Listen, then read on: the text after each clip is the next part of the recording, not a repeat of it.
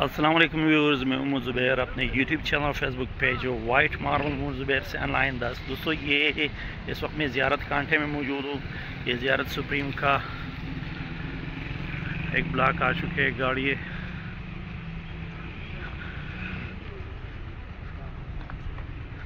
इसके अलावा मुख्तलिफ varieties Rahman white, Kaimore white आया हुआ है। सामने कैमोर वाइट खड़ा है। ज़ियारत ग्रे की गाड़ी है। ज़ियारत आज भी मतलब अच्छी खासी गाड़ी है, रंग के अतबार से भी। ये कैमोर वाइट में 2-3 गाड़ियाँ कैमोर वाइट की भी आ चुकी है।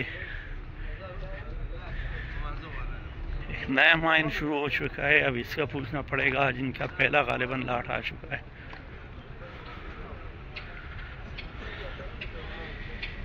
ये आज के दिन कांटे के सिचुएशन है।